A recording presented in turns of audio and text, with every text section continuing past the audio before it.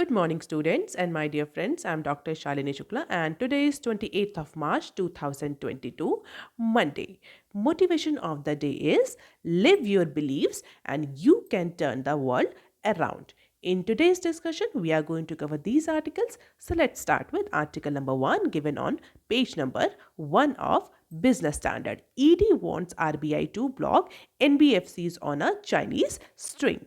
Enforcement directorate ने, जिसको हम शॉर्ट फॉर्म में ईडी कहते हैं, ईडी ने 40 ऐसी एनबीएफसीज को आइडेंटिफाई किया है जो कि इंडिया में डिजिटल लैंडिंग एक्टिविटीज़ के बिजनेस में इन्वॉल्व है, but they are actually acting as a front for companies that links to Chinese national.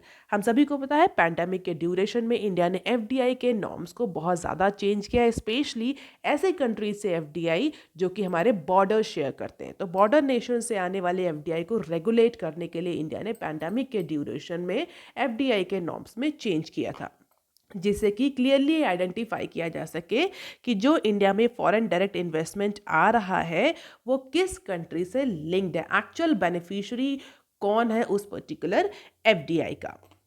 सो इसी ड्यूरेशन में या इसी पर्टिकुलर इशू से लिंक करते हुए जो ईडी है उसने 40 ऐसी NBFC non banking financial companies को इंडिया में आइडेंटिफाई किया जो कि इंडिया में रजिस्टर्ड है as a Indian company, but they are actually working as a front for companies linked to Chinese national. और इसी को लेकर के सीधे सीधे ईडी ने आरबीआई को बोला है कि इन शेडो लेंडर्स के जो लाइसेंस हैं वो कैंसिल कर दिए जाएं, क्योंकि इन्होंने बेनिफिशियल ओनरशिप के स्ट्रक्चर को क्लियरली डिस्क्लोज नहीं किया है। They are working as a Indian company but they belongs to Chinese nationals. और रिसेंटली इन 40 एनबीएफसीज ने बहुत सारे डिजिटल लैंडिंग एप्स, जिनको हम शॉर्ट फॉर्म में डीएलए बोलते हैं, उनसे टाई अप किया है, उनसे ज्वाइंट वेंचरिंग करी है just to extend the small ticket personal loan and credit to small and micro enterprises in India. Recent time में small ticket personal loans, digital landing, micro and small enterprises credit, इस तरह की जो facilities हैं through technical platforms ये increase हुई हैं। और इसको लेकर के हमने न्यूज़ भी डिस्कस करी थी एक बार कि आरबीआई ने क्लियरली बोला है इन ऐप कंपनीज को या डिजिटल लेंडिंग एप्स को कि if you are involving yourself in to any sort of financial activities, lending में और क्रेडिट में आप अपने आप को इन्वॉल्व करना, तो definitely you will come under the purview of RBI. भले ही आप किसी डिजिटल स्पेस या ई कॉमर्स कंपनीज की तरह रजिस्टर्ड क्यों ना हो, अगर आप डिजिटल लेंडिंग एक्टिविटीज़ कर रहे हैं तो हम आपको आरबीआई के परव्यू में डालेंगे। तो इसीलिए ईडी ने आरबीआई को बोला है कि ऐसी 40 एनबीएफसीज जो कि डिजिटल लेंडिंग ऐप से जॉइंट वेंचर करके इंडिया में डिजिटल लेंडिंग एक्टिविटीज़ परफॉर्म कर रही हैं, उनके लाइसेंस कैंसिल कर दिए जाएं।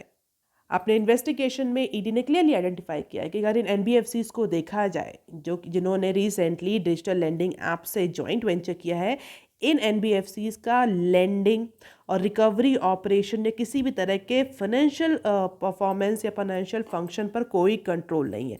These are actually manage by digital lending fintech companies जो कि चाइना के जो नेशनल्स हैं वहाँ से मैनेज हो रही हैं या वहाँ से कंट्रोल हो रही हैं। तो इंडियन एनबीएफसीज ने डिजिटल लेंडिंग ऐप्स डेवलपर से जॉइंट वेंचर किया और वो डिजिटल लेंडिंग एक्टिविटीज़ इंडिया में कर रही, बट एक्चुअली उन एनबीएफसीज का कोई भी कंट्रोल नहीं है लेंडिंग और रिकवरी ऑपरेशंस में। क्यों? क्योंकि these digital lending fintech companies are owned और managed by foreign nationals mainly from China. तो एनबीएफसीज तो इंडिया से बिलोंग करती हैं, बट उन्होंने जो टाई अप किया है डिजिटल लेंडिंग ऐप से, वो कंपनीज जो है वो मेनली चाइनीज नेशनल से बिलोंग कर रही हैं as per the investigation done by enforcement directorate. Most of these Chinese nationals are based in Hong Kong and India. It is definitely not difficult to obtain the license for NBFCs, क्योंकि उसके लिए जो net owned fund की requirement है वो केवल 2 करोड़ की है। तो एक नई एनबीएफसीज उन्होंने इंडिया में ओपन करी और वहाँ की जो डिजिटल लैंडिंग प्लेटफॉर्म्स हैं, डिजिटल लैंडिंग ऐप्स हैं, उन कंपनी से टाई अप किया और इंडिया में they are performing the digital lending activities. But actually ये जो कंपनीज हैं ये चाइनीज़ नेशनल से इन्वॉल्व है या चाइनीज़ नेशनल से इन्फ्लुएंस कर रही हैं, उनकी ओनरशिप के तहत आती हैं। क्लियरली ईडी ने बोला है कि इन 40 कंपनीज का आप लाइसेंस कैंसिल करें, कोई शो कॉज नोटिस नहीं, कोई डिस्क्लोजर नहीं, clearly just cancel the licence of these particular entities. And if you remember, November last year में एक इंटरनल वर्किंग ग्रुप आरबीआई का फॉर्म किया गया था, जिसके तहत उसने आइडेंटिफाई किया था कि 1100 यानी 1100 लोन ऐप्स जो हैं इंडिया में, जो कि डिफरेंट ऐप स्टोर्स पर अवेलेबल हैं, उसमें से 600 जो हैं वो इलीगल हैं। तो डिजिटल लेंडिंग स्पेस को लेकर के रिसेंटली आरबीआई का भी जो कंट्रोल है वो टाइट हुआ है। So this is the dark side and these are the key points of this particular news, that small NBFCs are tying with the digital lending apps for loaning to the consumer or the customers, or these digital lending apps belongs to certain companies that have the ownership of Chinese national or other national, not the Indian nationals. And these DLAs are actually taking over the entire operations of these NBFCs. NBFCs को actually कोई है तो tie है, but NBFC से कोई control नहीं हो रहा फाइनेंशियल एक्टिविटीज़ में। जो DLAs हैं ये पूरा कंट्रोल कर रहे हैं, और DLA कहाँ से बिलोंग कर रहे हैं? Other countries, not India, other countries. और इसी के लिए क्लियरली बोला गया है कि इनका आप लाइसेंस कैंसिल करिए। क्यों? क्योंकि through these digital lending platform, digital lending activities, digital lending space, these DLAs have the access of financial data of customer। जो इंडिया में बिजनेस कर रहे हैं उसके अलावा जितना भी फाइनेंशियल डेटा है उस पर भी एक्सेस है, चाहे वो पैन हो चाहे वो आधार हो। और अगर ये इस तरह का सेंसिटिव डेटा चाइनीज़ नेशनल या अदर नेशनल्स के पास है, तो it is a very big security challenge for regulators in India. So following that, ED has directed to the RBI that can cancel the license of all these 14 companies. अब देख लेते हैं article number 2 that is given on page number 4. 5.4k acres may be monetized via new SPV. So monetization की जो pace last year से start हुई थी, जहाँ पर गवर्नमेंट ऑर्गेनाइजेशंस, गवर्नमेंट डिपार्टमेंट्स को बोला गया था कि आपके जो भी नॉन कोर असेट्स हैं, आइडल असेट्स हैं in the form of land और इन एनी इमूवेबल फॉर्म, उसको आप आइडेंटिफाई करिए and all these non core assets will go for monetisation. उनको बेचा जाएगा या लेंडिंग करी जाएगी, जिससे उनको वायबल प्रोजेक्ट्स में कन्वर्ट किया जा सके। सो इसी पुश में सेंटर ने अप्रॉक्सीमेटली 5400 एकड़ के लैंड पार्सल आइडेंटिफाई किए हैं कुछ पीएसयूज के पास। कौन से पीएसयूज हैं? जैसे कि BEML, shipping corporation of India, Bharat संचार निगम, MTNL, इसके अलावा कई और सारी भी PSUs हैं, पब्लिक सेक्टर अंडरटेकिंग से, जहां पर गवर्नमेंट ने 5400 एकड़ के लैंड पार्सल आइडेंटिफाई किए for monetisation. And definitely these are non core assets, non core land parcel जो कि आइडल पड़े हुए, जिनका यूज नहीं हो रहा थ्रू दीज PSUs। और इसी लैंड पार्सल को कलेक्टिवली अब government national land monetization corporation NLMC के तहत मोनेटाइज करने जा रही है। अब यहाँ पर एक नई एंटिटी का नाम आया है, NLMC। If you are aware about the national monetization program और plan of government of India, you must be knowing about this national land monetization corporation. ये एक ऐसी स्पेशलाइज्ड एजेंसी है जो कि इंडिया में जो लैंड पार्सल आइडेंटिफाई करेगी government under national monetization programme, उनकी सेल परचेज लैंडिंग को रेगुलेट करेगी। तो it is a specialised entity जो कि बहुत जल्दी ऑपरेशनल होने वाली है। तो फर्स्ट जो उसका ऑपरेशन होगा वो इसी 5400 एकड़ के लैंड पार्सल पर होगा। तो नेशनल लैंड मोनेटाइजेशन कॉरपोरेशन 5400 एकड़ के लैंड को मोनेटाइज करेगी, जो कि डिफरेंट PSUs के पास आइडेंटिफाई किए हैं गवर्नमेंट में। और इसके अलावा MTNL और BSNL के पास जो अदर लैंड पार्सल थे, जो कि गवर्नमेंट डिपार्टमेंट फॉर इन्वेस्टमेंट और पब्लिक एसेट मैनेजमेंट के थ्रू मोनेटाइज करने जा रही थी, जिसका जो एसेट मोनेटाइजेशन पोर्टल है दीपम का, उसके थ्रू मोनेटाइज करने जा रही थी, इसको भी अब ये नेशनल लैंड मोनेटाइजेशन कॉरपोरेशन ही रेगुलेट करेगा, मॉनिटर करेगा या मैनेज करेगा। तो first auction had failed to garner the adequate response from the investor, so the government now plan to monetise some of these parcels and more identified properties through NLMC से पहले भी government ने एक बार approach किया था इन land parcel को monetise करने के लिए, बट बहुत ज़्यादा रिस्पॉन्स नहीं मिला, क्योंकि नॉन कोर एसेट से पहली बात, दूसरी बात नॉन रेवेन्यू जनरेटिंग है, आइडल पड़े हुए हैं। तो आइडल पड़े हुए हैं, इसका सीधा मतलब ये है कि ये जो PSUs हैं वो इसको यूज़ नहीं कर पा रहे, या इनकी लोकेशन ऐसी है या इनकी प्रॉपर्टी ऐसी है कि ये वाइबल प्रोजेक्ट्स में कन्वर्ट नहीं हो पा रहे हैं लैंड पार्सल्स, या इनसे कोई प्रॉफिट या कोई रिवेन्यू जनरेट नहीं हो पा रहा। तो इसी को देखते हुए बहुत अच्छा रिस्पॉन्स मिला नहीं था फर्स्ट ऑक्शन में। बट अब गवर्नमेंट ने डिसाइड किया है कि NLMC के थ्रू जो पार्सल्स आइडेंटिफाई किए गए हैं इनको अब मोनेटाइज करेगी, and these access includes the land parcels of PSUs under strategic investment such as BEML, SCI, and also one that government has decided to close। और गवर्नमेंट का कहना है कि इसके बाद, इस पर्टिकुलर फर्स्ट ऑक्शन के बाद जो कि NLMC के थ्रू हो रहा है, इसके बाद गवर्नमेंट और भी असेट्स को, नॉन कोर असेट्स को आइडेंटिफाई करेगी जो कि PSUs के पास हैं, गवर्नमेंट डिपार्टमेंट के पास है, for possible monetisation through this particular specialised entity, जिसको अभी रिसेंटली अप्रूवल मिला है यूनियन कैबिनेट से। तो जो NLMC है that will actually own, hold, manage and help the monetization of the core assets by central public sector enterprises। ये आप याद रखेंगे। If you are preparing for an exam, this could be the probable question in your upcoming exam। और इसके लिए NLMC के through जो भी मोनेटाइजेशन होगा इसको मॉनिटर करने के लिए एक स्पेशल पर्पस व्हीकल गवर्नमेंट ने यूनियन बजट में अनाउंस किया था last year, that would act as a asset manager and would monitor and manage the entire land and building. इसके अलावा NLMC जो है वो स्ट्रेटेजिक एडवाइज़र की तरह भी काम करेगी फॉर वेरियस गवर्नमेंट डिपार्टमेंट। ये इसके अलावा, इस पर्टिकुलर ऑक्शन के अलावा जो डिपार्टमेंट्स हैं, ऑर्गेनाइजेशन हैं, उनको भी हेल्प करेगी नॉन कोर असेट्स को आइडेंटिफाई करने में, उनके मोनेटाइजेशन में। तो इसके अलावा this particular NLMC will work as a advisor as well. So government through NLMC is unlocking the potential. तो BEML, SCI, MTNL, BSNL के पास जो भी लैंड पार्सल आइडेंटिफाई किए गए हैं, अब उनका फर्स्ट मोनेटाइजेशन होने वाला है।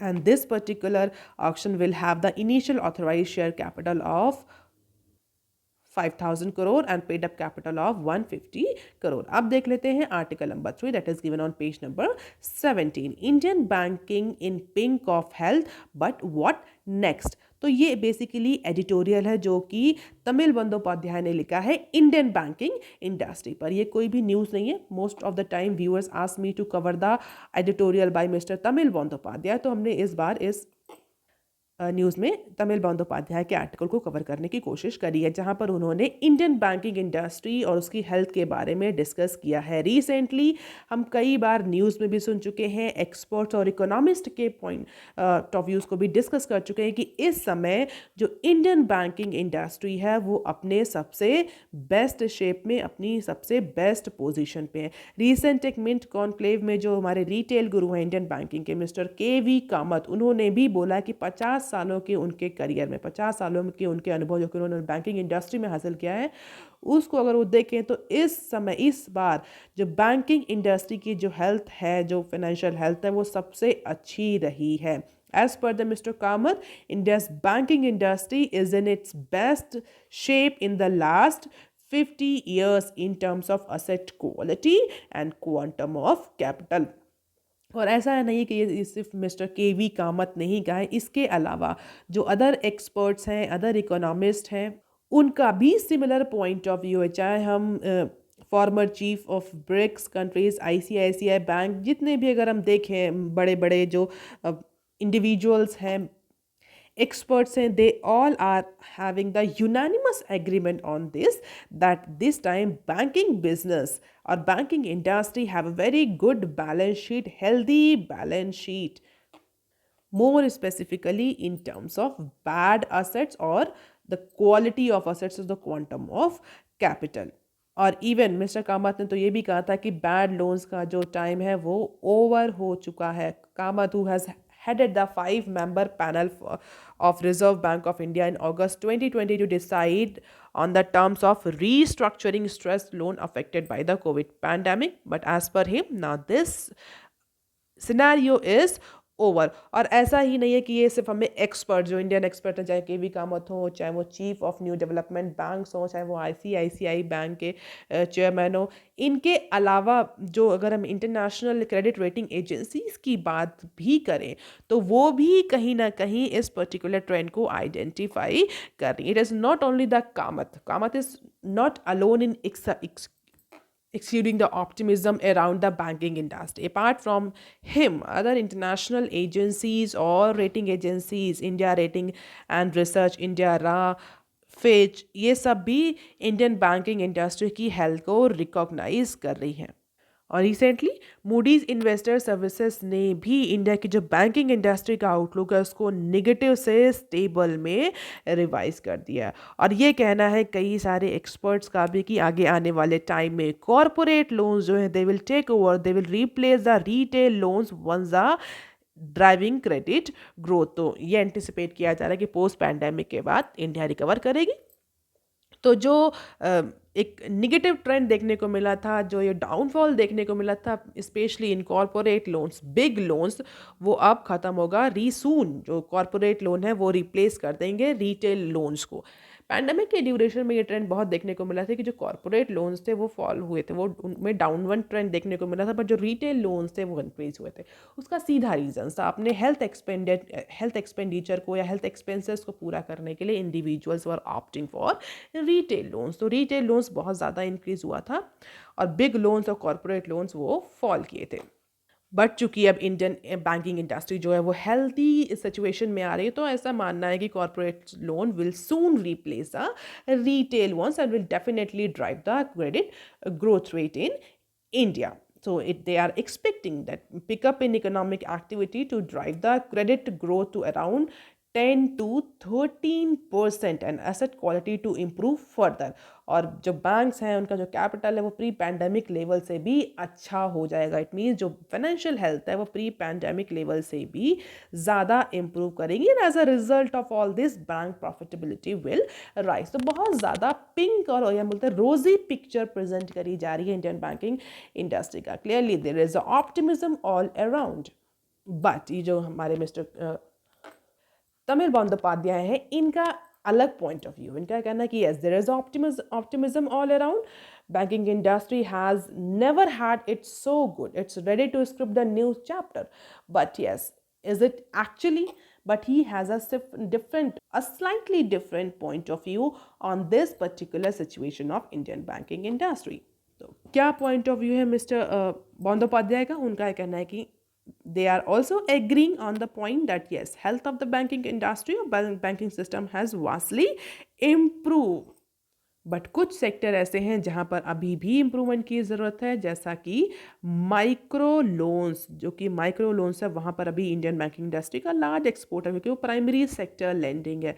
तो अगर इस पर्टिकुलर एरिया को छोड़ दिया जाए एज पर मिस्टर बंदोपाध्याय, तो yes banking system has vastly improve. But अगर इसको भी इंक्लूड करें, इस पर्टिकुलर सेगमेंट को, माइक्रो लोन्स को, तो बैंक्स के पास सफिशिएंट और एडिक्वेट कैपिटल है जिससे कि इस पर्टिकुलर एरिया में ये प्राइमरी सेक्टर लेंडिंग में, या हम बोल सकते हैं माइक्रो लोन्स में, जो भी एनपीए जनरेट होंगे उनको ईजिली मैनेज किया जा सकेगा, क्योंकि आगे आने वाले टाइम में there is a clear sign कि जो क्रेडिट डिमांड है वो इम्प्रूव होगी। अगर क्रेडिट डिमांड इम्प्रूव होगी स्पेशली फॉर कॉर्पोरेट लोन्स, तो डेफिनेटली जो बैंक्स हैं उनकी इनकम बढ़ेगी, क्योंकि हमने कई बार डिस्कस किया है कि बैंक्स के लिए एसेट क्या है? बैंक्स के लिए एसेट्स हैं उनके लोन। अगर बैंक्स लोन दे दे तो इसका मतलब बैंक्स की जो इनकम है वो जनरेट हो रही है, और जनरेट होगी लोन ग्रांट करने से, तो वो प्रॉफिटेबल होंगे। और ऐसा जैसा क्लियरली एंटिसिपेट किया जा रहा है कि कॉर्पोरेट लोन बढ़ेंगे, क्रेडिट डिमांड बढ़ेगी, तो definitely banks will give the loan. अगर लोन देंगे तो उसमें उनको इनकम जनरेट होगी। बट मिस्टर बंदोपाध्याय का यहाँ पॉइंट ऑफ व्यू कि yes, except micro loan banking industry की हेल्थ अच्छी है, बट अभी की अगर सिचुएशन देखें तो banks are flush with the liquidity. RBI जो है वो लिक्विडिटी सप्लाई एनफ इंश्योर कर रही है in order to provide the accommodative policy instance, जैसे कि इकोनॉमिक ग्रोथ को सपोर्ट किया जा सके। कई बार हम डिस्कस भी कर चुके हैं। तो बैंक्स के पास सफिशिएंट लिक्विडिटी है, but therein lies the problem. As the financial year comes to close, banks sending sealed envelopes to the companies that are in hurry to replace their existing loans or roll over if the loan tenure is complete. And definitely, if these loans are auctions, invite quotes from the bank in a sealed envelope. A large state-owned entities recently raised 15 years money about 1.5 percentage points lower than the 10 years sovereign paper yield, जो कि benchmark yield है India में. तो liquidity इसमें bank के पास बहुत ज़्यादा है. फाइनेंशियल ईयर एंड हो रहा है, तो डेफिनेटली बैंक्स जो चाहेंगे कि वो अपने एग्जिस्टिंग लोन्स को नए लोन से रिप्लेस करें या रोल ओवर करें एग्जिस्टिंग लोन्स को, अगर उनका टेन्योर कंप्लीट हो रहा है. और इस लोन के लिए बैंक्स जो हैं वो लोन के ऑक्शंस भी कर सकते हैं.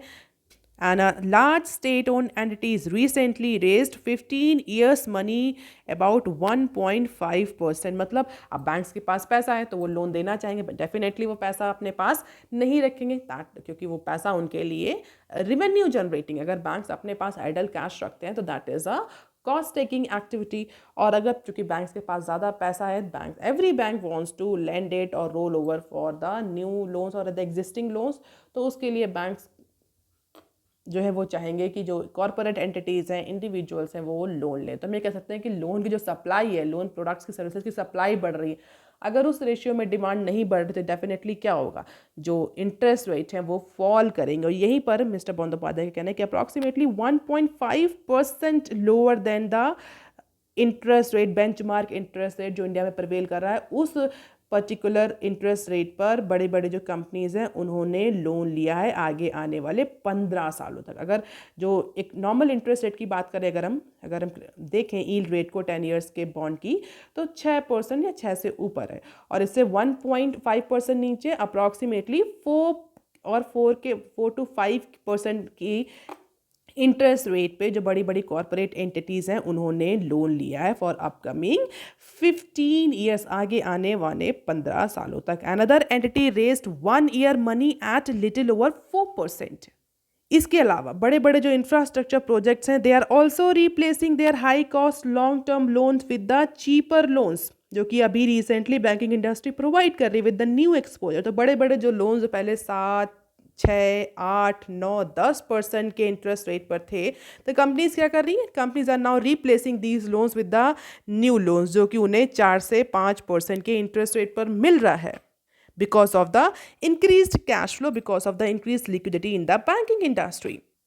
तो इंटरेस्ट रेट ये जो है कंटिन्यूअसली फॉल कर रहा है ओवरऑल, ये कहना है मिस्टर बंदोपाध्याय का. और अगर हम बात करें आरबीआई के जो पॉलिसी रेट्स हैं उनकी, तो रेपो रेट इस समय कितना है, 4% का, रिवर्स रेपो रेट 3.5% का. But banks can earn close to 4% through variable reverse repo auction. So any loan that can offer more than 4% seems to be acceptable to the banks. कि minimum तो उन्हें 4% का VRRR से, या हम बोल सकते हैं रिवर्स रेपो रेट से, क्लियरली ये रिटर्न मिल रहा है. अपॉर्चुनिटी कॉस्ट आपने पढ़ी होगी इकोनॉमिक्स में, कि अगर हमें इससे ज़्यादा मिलेगा तो ही हम लोन देंगे, तो ही हम रिस्क लेंगे, अदरवाइज हम अपना जो मनी है वो VRR के थ्रू या रिवर्स रेपो रेट के थ्रू RBI के पास रख देंगे, और हमें उस पर मिनिमम 3.5% और 4% का रेट तो मिलेगा ही. Why as a bank we should go for risk if I am already getting 4% assured rate of return on my money, on my liquidity.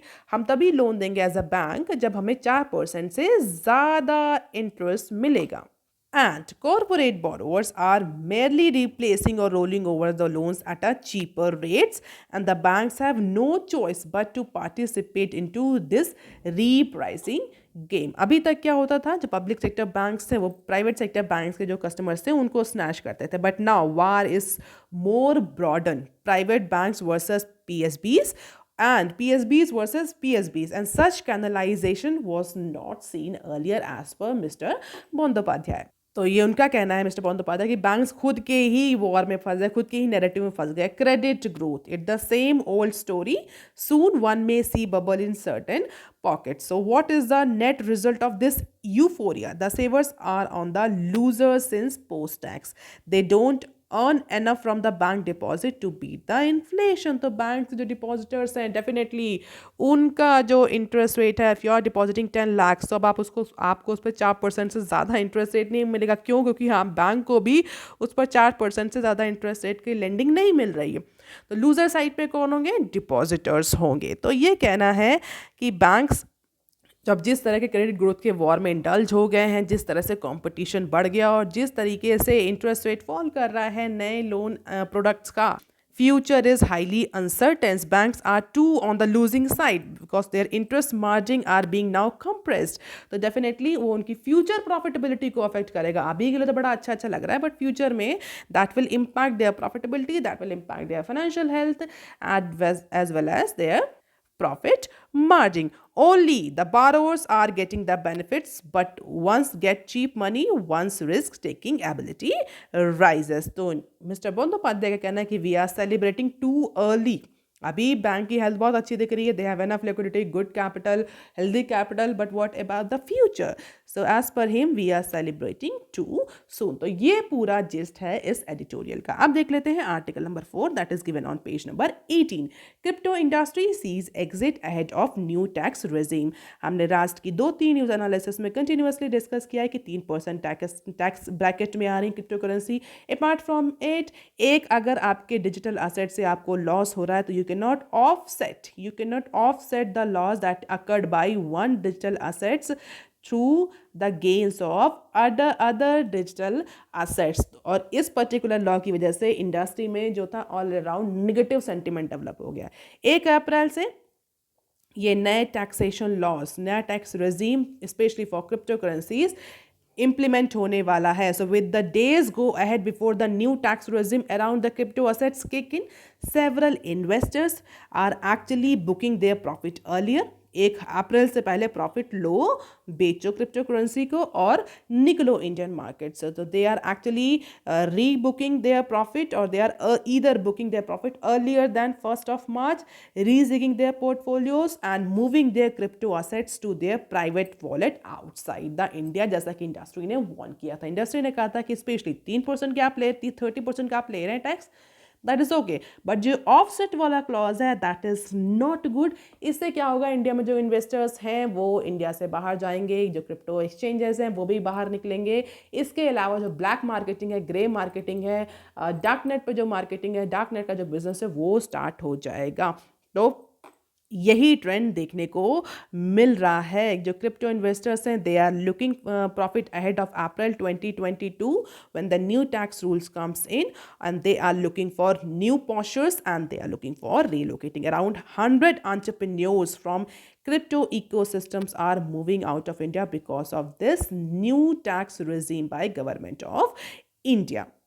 और ऐसा एंटिसिपेट किया जा रहा है कि $8 बिलियन वर्थ का क्रिप्टो असेट जो है वो इंडिया से बाहर चला जाएगा because of this new tax regime. फिलहाल के लिए गवर्नमेंट बहुत स्ट्रिक्ट है. Government is not very much bother कि कितना क्रिप्टो बाहर जा रहा है, कौन से इन्वेस्टर्स बाहर जा रहे हैं. अब देख लेते हैं सम अदर न्यूज़ क्लिप्स. रूपी रबल ट्रेड में टर्न आउट टू बी रूपी ओनली. रिसेंटली जब भी रशिया पर बहुत सारे सेंक्शन लगे थे तो रशिया और इंडिया ने एक ऑल्टरनेटिव बाईलेटरल ट्रेड अरेंजमेंट के बारे में डिस्कस किया था, जिसको हमने कई बार न्यूज़ में कवर भी किया था, रूपी रबल ट्रेड बाईलेटरल अरेंजमेंट. और उसको रिवाइव करने के लिए रशियन ऑयल कंपनीज ने इंडिया को बहुत सारा डिस्काउंट भी ऑफर किया था कि हम आपको 30% तक का डिस्काउंट क्रूड ऑयल पे देंगे if you soon revive this rupee rouble bilateral trade arrangement. But as per the recent news, India and Russia may keep the rouble out of the proposed rupee ruble trade given the high volatility in the Russian currency after the Western sanctions. तो फिलहाल के लिए rubble को, जो कि Russia की currency, उसको remove किया जा रहा है इस बाईलेटरल ट्रेड अरेंजमेंट से, क्योंकि ये कहना है कि बहुत ज़्यादा वोलेटाइल है. जिस तरह से वेस्टर्न सैंक्शंस लग रहे हैं, this particular currency is highly volatile. तो इंडियन इंपोर्टर एक्सपोर्टर्स के लिए it will be the very risky venture. So payments are likely to be settled in rupee pegged $2 and deposited in Indian bank's account. So rupee ruble trade may not be feasible at a ruble has depreciating sharply. Instead, trade can be valued in terms of rupee that is pegged to dollar. तो पूरा जो trade होगा वो रूपी के होगा या INR पर होगा instead of ruble. And according to the current or proposed mechanism, when India imports goods from Russia, rupee equivalent to dollar can be deposited into Indian bank account. So इस तरीके से ये particular trade arrangement होगा. And this is the India's trade with Russia. Import this blue line indicates the export and this red line indicates the import. हालांकि fluctuations देखने को मिल रहे हैं और इससे ज़्यादा फ्लक्चुएशन अभी रबल में भी देखने को मिल रहा है and that is why India ये नहीं था कि बहुत ज़्यादा इंपोर्टर जो एक्सपोर्टर्स हमारे वो रिस्क से एक्सपोज करें and that is why rouble को इस पर्टिकुलर बायलैटरल सिस्टम से रिमूव किया जा रहा है एज ऑफ नाउ, क्योंकि रशिया पे सैंक्शन लग चुके हैं तो डेफिनेटली रशिया जो है वो डायरेक्टली डॉलर्स में डील नहीं कर सकता। अब देख लेते हैं next clip. Aramco unit attack में राइस क्रूड एलपीजी प्राइसेस। तो रशिया यूक्रेन वॉर की वजह से ऑलरेडी जो क्रूड ऑयल के प्राइसेस हैं, एलएनपीजी के प्राइसेस हैं, वो सब इंक्रीज कर रहे हैं। But as per the recent news, the missile attack and fire at Aramco oil distribution facility in Saudi Arabia is likely to raise the crude oil further. और एलपीजी की अवेलेबिलिटी वो भी हिट करेगी definitely, जिसकी वजह से उसके भी प्राइस बढ़ेंगे। एंड इफ़ यू रिमेंबर 2019 में भी ऐसा अटैक एरामको पर देखने को मिला था, जहाँ पर ड्रोन अटैक हुआ था एरामको की ऑयल फैसिलिटी पर। तो रीसेंट मिसाइल अटैक के बाद ऐसा एंटिसिपेट किया जा रहा है कि अब क्रूड ऑयल और एलपीजी के प्राइसेस और ज़्यादा इंक्रीज हो सकते हैं। अब देख लेते हैं next clip. Financial year 23 physical deficit may hit 6.7% on free grain move. So Narendra Modi's decision to extend the Pradhan Mantri Garib कल्याण अन्न योजना, जिसको हम शॉर्ट फॉर्म में PMGKAY बोलते हैं, प्रधानमंत्री गरीब कल्याण अन्न योजना, इसको सितंबर तक इंक्रीज कर दिया है। इसके तहत फूड सब्सिडी जो आउटले होगा फॉर फाइनेंशियल ईयर 23 वो अप्रॉक्सीमेटली 2.86 ट्रिलियन तक का होगा। तो 2.86 ट्रिलियन का जो सब्सिडी या फूड सब्सिडी जो जाएगी या फूड सब्सिडी के फॉर्म में जो मनी आउटले होगा वो इस फाइनेंशियल ईयर में होगा, जो कि बजट में 2.06 ट्रिलियन प्लान किया गया था या बजट में 2.06 ट्रिलियन प्रपोज किया गया था। और इसके अकॉर्डिंग डेफिनेटली जो फाइनेंशियल ईयर 23 का जो फिस्कल डेफिसिट है वो 6.7% तक हिट कर सकता है। आप मुझे कमेंट सेक्शन में लिखकर बताइए कि एक्चुअली बजटेड एस्टिमेट कितना है इस फाइनेंशियल ईयर 23 के लिए, गवर्नमेंट ने कितना फिस्कल डेफिसिट का टारगेट रखा है। 6.7% तो ये जो एडिशनल फूड सब्सिडी है, फूड ग्रेन सब्सिडी है, इसकी वजह से हो रहा है, बट जो एक्चुअल बजटेड टारगेट है for financial year 23 fiscal deficit का वो कितना है। फिलहाल के लिए गवर्नमेंट ने सितंबर तक PMGKAY प्रधानमंत्री गरीब कल्याण अन्न योजना को एक्सटेंड कर दिया है, जिसका एडिशनल बर्डन हमें फिस्कल डेफिसिट के फॉर्म में देखने को मिलेगा। हालांकि बहुत सारे सेगमेंट से गवर्नमेंट के इस पर्टिकुलर अप्रोच को, इस पर्टिकुलर डिसीजन को अप्रिशिएट किया गया है, because this will support the poor. So that is all for today, students. If you want my lecture PDF, you can join my Telegram channel.